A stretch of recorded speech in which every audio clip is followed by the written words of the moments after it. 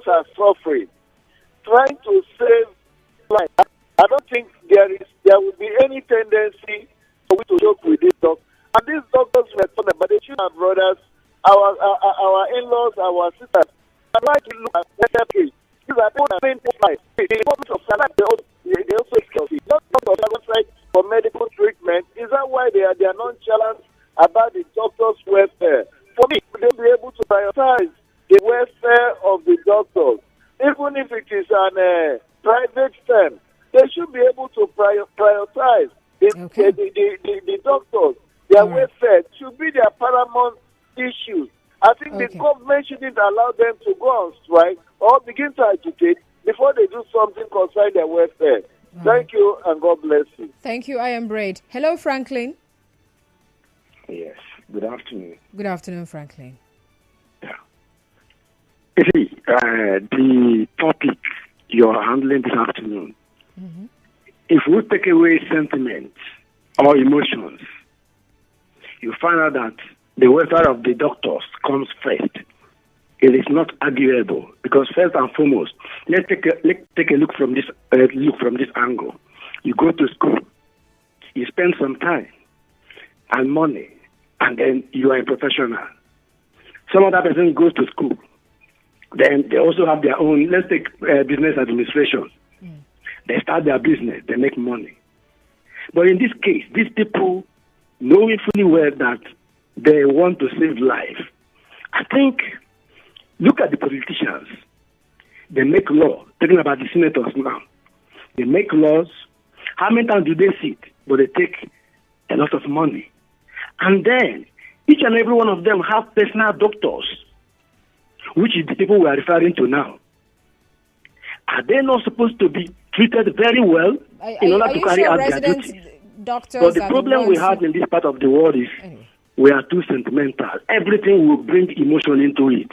If you go to overseas, the medical personnel, they are all treated very well. That is why you also see our people migrating to outside in order to get a better environment, both work and taking care of themselves. But in Nigeria, everybody wants to work. Nobody is looking for work. We are all looking for money. You go to school, you have a career, you look for money. Even if you do business, you look for money. So somebody who has undertaken that I want to save life is now in the care of the government. The government ought to take good care of these people. Before you talk about patients, they are also patients. Because when they fall sick, their colleagues treat themselves. Now, we are bringing sentiment and emotion by talking about the patient. Who is the patient here? They are also patients. So I am of the opinion that the welfare of the doctors should come first before the ordinary patient, no matter how sick the person is. Because if the doctor is not okay, he may also make a mistake that will cost the patient's life. That's my take this afternoon. All right. Thank you very much, Franklin. He added ordinary to patient. Oh, my God. It's just like when Nigerians want to say Nigerians, if you're talking about politicians or maybe military personnel, they will go ordinary Nigerians. And then he went ordinary patients. All right. Good one there. Okay. So I also have another question. All right. But I still want to get your take on this one now. Whose welfare should take priority? Whose welfare should come first? The doctor or the patient? And then the second question I'm asking is, what should health workers do to actually get the government to never take them for granted? Yeah. Because today, if it's not the resident doctors who are screaming, tomorrow, it's another group from the same sector that will be screaming. No, if you just Google resident doctors strike or health workers strike Nigeria, you're going to see. You see strikes that dates back to whenever, very long time ago. It's not new. So these guys would finish, and the other time it was ASU. They were in the news every single day. ASU. And somehow they're still lurking around the corner. Anyway, so what do you think they should really do to get the government to never take them for granted? You know the kind of attention that... Anyway, you can't really compare them, or can we? Compare them to the aviation people, because whenever those guys talk about strike, it's like in a blink of an eye, whatever it is they are demanding for is met, or somehow things are just sorted out immediately. So what can these guys do? What do you suggest they do? Tonya is calling from Abuloma. Hello, Tonya. Yes, to Madam Constance. Good afternoon. Good afternoon, sir. Go on. Yeah, so what the program is very sensitive, and truly, if we don't take care of the doctor, there is no way we will take care of the patient. But going by your question, who first? I want to believe that it's the patient first too, because without the patient, the doctor will not be paid. The doctor will be paid when he's not working on any patient. So the patient first. In take care of the patient, then you not talk about the doctor's wage or reward. That's how I see it based on your question. Interesting. All right, thank you very much, Tonya, for calling. All right, we have Melford from Okrika. Before I take you, Melford, the welfare of patients need to be considered first. Fidelis Ihanye Lemowa from Chokochoeche. All right, thank you. Hello, Melford from Okrika. Good afternoon, Melford. Please go ahead. Good afternoon. I want to... We're listening, Melford. The both are important. Yeah, we know that they're both important. Yes. But I'm asking, whose welfare should come first? If you take care of the doctors first, they can take care of the patients. If the doctors are... and they are mentally, they are not fit, both physically and financially, they are not fit. They cannot take care of the patient. I will lose many of our patients in the hospitals. So the doctors should be taken first before the patients. All right. Because if there's no doctor, I don't know the fate of the patient. Okay. You know? Yeah, I heard you, Melford. Thank you very much for calling. All right. This one says, what's your name? Your name is Noble from Ajip. Noble says, if, for instance, Nigeria Info has not paid you for 2 months, Nigeria Info has not paid who? For instance, that's your example. Anyway, you say fulfill all their basic responsibility and your allowances. Can you perform your job effectively? So doctors should be given priority so as to effectively and efficiently deliver their duty. You said Niger is just...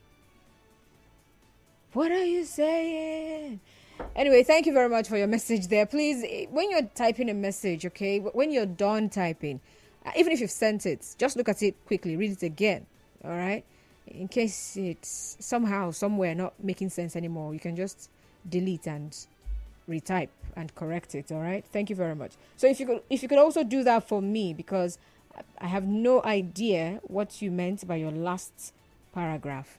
All right. Thank you very much. Okay, we're going to commercial break. And when I return, I'll read some other messages. But I think can I take a call? I don't think so. So send me a message and I'll read those messages. I'm asking you, between the doctors and the patients, whose welfare should come first? We know that they're both important, but who should come first? We'll be right back. You are tuned in to Nigeria Info. We'll be right back. I don't want to wait till I graduate from this school before I think of what to do with my life. Exactly. I am going to seriously work on my music skills. Let me use my talent well, I beg. I would like to be a radio presenter, but I don't know how to go about it. But why is Simi so quiet today? Sorry, ladies. I'm taking this interesting course on how to become a professional scriptwriter. You too can also learn how to become a radio presenter on Wazobia Academy. Wazobia Academy? Yes, Wazobia Academy provides accessible and affordable online training in filmmaking, music business, fashion, radio hosting, and lots more. You also stand a chance to be selected for internship in leading production companies, radio stations, music, and fashion studios for hands-on experience. It's easy. Simply log on to www.wazobiaacademy.com or call 0908-826-5038 for more details. Wazobia Academy. Learn and lead. This is Nigeria's #1 talk radio station. Nigeria Info. Nigeria Info. We are back. All right, welcome back. So there are those people who believe that because of the oath that doctors take, they're more like bound to ensure that they give it all they can. The Hippocratic Oath. So they ensure they give it everything that is required, talking about the patient's welfare. So those are there are a number of ethical standards that they have, though. All right. So for some people, they find it quite annoying and they feel it's totally unfair for doctors to say, oh, because they've perhaps not increased our salaries, because they have a particular policy that we do not like and they've not scrapped it at our after we've asked, then they would say we're not working for 5 days or 1 day or whatever days. So for some people, they just feel like, no, that's totally uncalled for. You shouldn't do that. So what happens to your patients? What's your plan? Anyway, there is actually for UPTH, okay, they actually have a process in place where even if there's a strike, work continues. So they have something they call strike intervention protocol. So this particular protocol ensures that clinics continue to run. Consultants, nurses, and other health workers continue to work despite the strike, all right? But you don't have the usual resident doctors there to perform their duties. And over time, I'm going to have to find that statistics anyway, about how many doctors Nigeria has. Nigeria is assigned, how many patients a doctor in Nigeria is assigned. I think over 600 or so, can't remember, but I'm going to have to look for it. So perhaps after the trending stories, I'll find it so I'll be sure what I'm saying. But we're talking about the fact that these are human beings and they get to work, right? And they need their body to do the job. They need their brains intact. They need their mental health in place to do the work. And so if they are overworked, remember, we have a lot of them leaving the country. Yeah, they're leaving the country. And one of the ways the government has tried to hold them back from leaving as much as they want to leave, so that you guys don't keep us stranded, is to ensure that, is to come up with that policy that they must work for at least 5 years before they receive a license. Because it seems they're out of school, is it a workmanship or residency or whatever, and then they get a license. The next thing, this person is outside, leaving Nigeria, leaving Nigerians behind. They do not, give back to the system. So we have them living in their drones. And that is also affecting us so badly. But why are they leaving? How can they get the government to never take them for granted? All right, I would like to hear from you on that one. But that will be after the news, trending stories. So you do well to stay tuned, and I'll be back. All right, send messages as well to WhatsApp to 0809-030-6416. We're still talking about the warning strike by the resident doctors in Nigeria. My name is Constance. Stay tuned. Nigeria Info. You talk, we listen.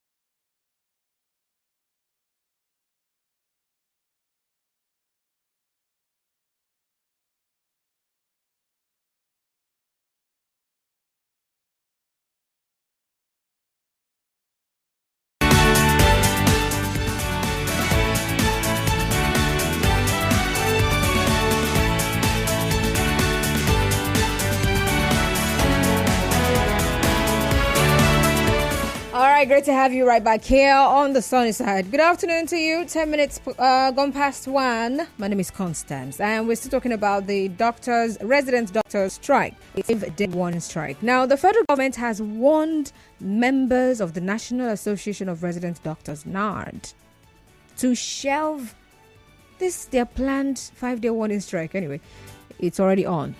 The federal government, that's through the Minister of Labour and Employment, Chris Ngige, issued this warning yesterday, describing the whole warning strike as illegal.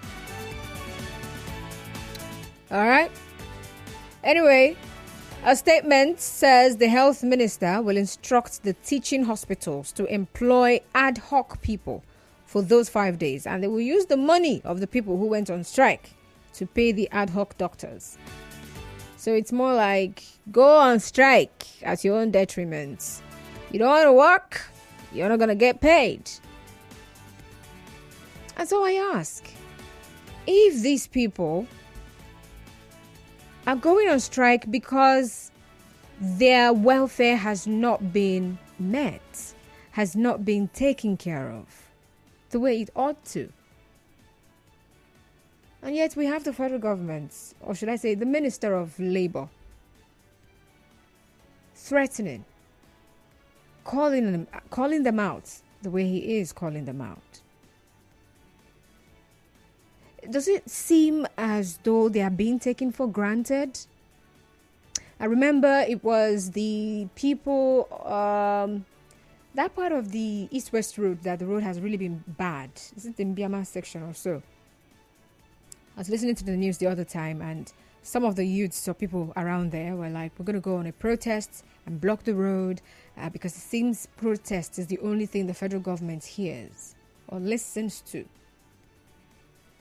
So if these doctors, over the course of how many years, they've been going on strike every now and then,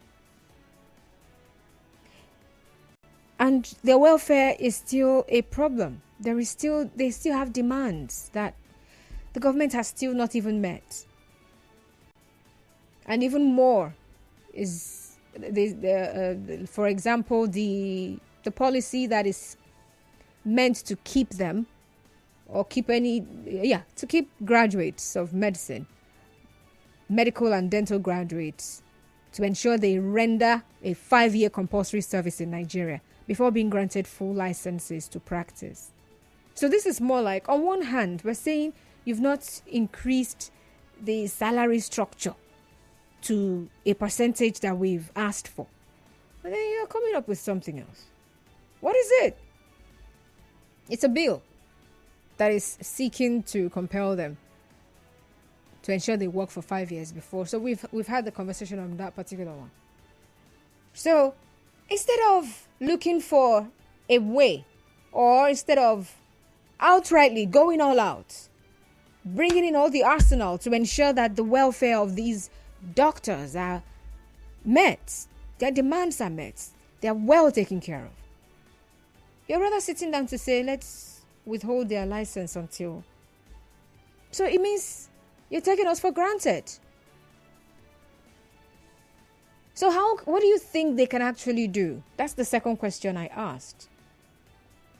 What should health workers do? Because today is the resident doctors. Tomorrow, it's another arm in the health sector that will go on strike. So what should they do to really get the government to never take them for granted? What should they do? All right, I said I was going to bring you up to speed with some data, right? So what was that thing I was saying about how many doctors to one patient? I said over 600, but I wasn't sure. I was trying to play safe. But the NMA actually said, that was last year, that the ratio is 1 doctor to 10,000 patients. That is outrageous. 1 doctor per 10,000 patients. And they're saying that this is a national average. But in most states, the situation is even worse. So it's not even 10,000 to one doctor. It's even much more. So this is insane, really. And in Nigeria, we, as of 2019, data stated that we had 24.6 thousand doctors in Nigeria. 24.6 thousand. So we don't even have enough. And every year, many of them are leaving. So many of them leave every year. There's also an estimate that Nigeria produces about 12,000 doctors every year. Now, how many doctors leave Nigeria every year? I think we should also find out, right? Leave Nigeria yearly. Let's see. So in 2022, 2,000 doctors left. That's according to the National Association of Resident Doctors. So last year, 2,000 left. So out of the 12,000 they churn out every year, right? 2,000 left in just 1 year. And the number of doctors we have is not even enough. And we have that much leaving in 1 year. And then with what do you think is going to happen to people who actually want to study medicine? Some of them are going to change their minds. They'll be like, if that's what it's going to be, I'd rather go to another country and study and then practice there if I want to. That's what some people would rather go for. Yeah, people were saying, oh, why would anybody go to Sudan to go and study? Oh, well, hello. Now you know. So many reasons why. All right, so the phone lines are open. 0817-923-0007. 0817-923-0007.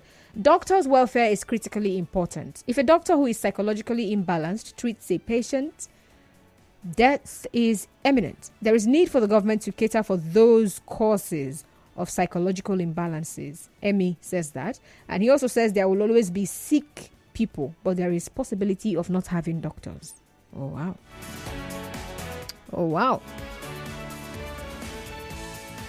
Okay. David Ernest says the government needs to stop exploiting Nigerian doctors. Doctors should be regarded first because only a stable individual can handle a patient. A laborer is worth his wages.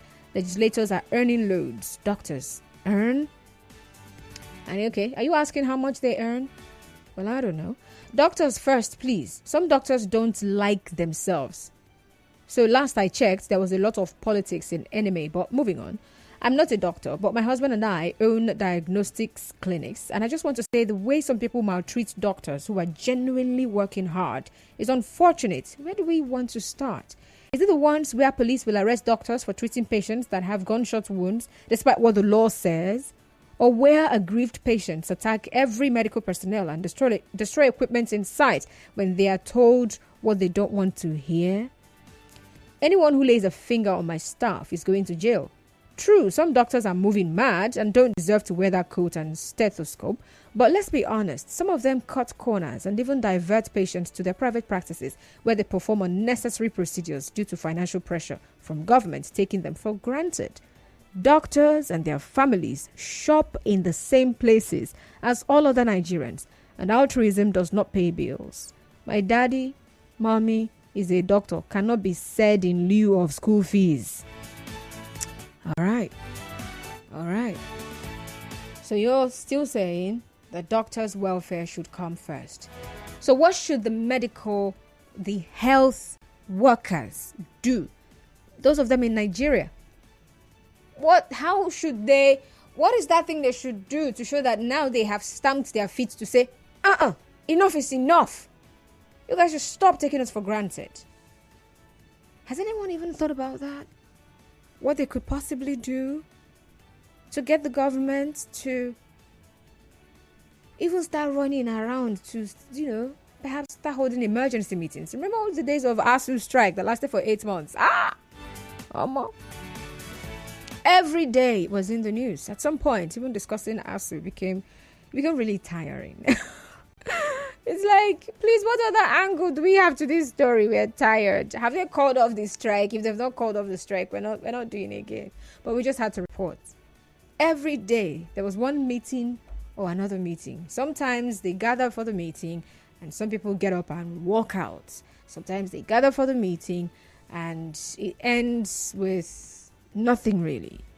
This one is talking, that one is talking, they are disagreeing, they are misunderstanding, it kept happening until they reached a compromise, which we're still not very, very, very, very sure of.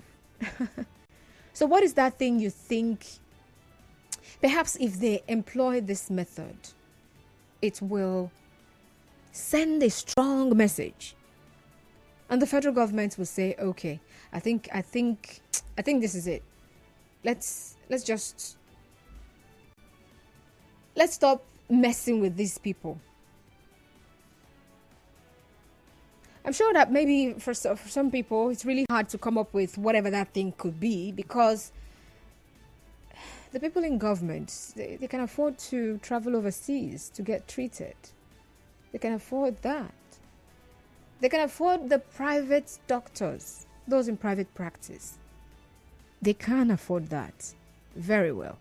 Someone called in to say that those of them who are the lawmakers, they have doctors also who treat them when they're sick. And I was even trying to say that the doctors they have, they're not necessarily the people that are the resident doctors. Perhaps some of them do, but usually it is the ones who are in private practice, the consultants. They're the ones. It's not the ones they will allow to go on strike. No, those are not the doctors that treats them. Yeah, I'm serious. I don't think. So what should they do? What can they do? What would you suggest they try? Should they go the way of ASU? But then you would ask, to whose detriment? Who's going to bear the brunt of that? Because tomorrow, the Minister of Labour could come out to say, no work, no pay policy is in place. They've already started saying something close to that. For the next 5 days that you guys will not work, we will have to pay ad hoc doctors your money. Your strike is illegal. All right, let's talk 0817-923-0007, 0817-923-0007 and 0817-923-0002, 0817-923-0002. I'm taking messages as well on WhatsApp, on Facebook, on Twitter. So let's hear from you. Send a WhatsApp message to 0809 030 6416. 0809 030 6416. Ugo is calling from Ada George. Hello, Ugo. Huh? You're welcome, Ugo. Yeah. Good afternoon. Good afternoon. Yeah, I want to say that without patients, there will be no doctors. Okay. And without doctors, there will be patients. Yes. The doctor should realize the fact that without patients, there will be no doctors. And they should equally know that without doctors, there will be patients. And they are human beings. The problem is an accumulated problem. And they want it solved immediately. For Christ's sake, this is not possible. This is not possible. We should find a means to solve most of this problem. Yes, I agree that the welfare of the doctors is very much important. All right, but Ugo, apologies. You can call back, please. I have commercials. I'll be back. For more talk, news and sports, stay tuned to Nigeria Info. I don't want to wait till I graduate from this school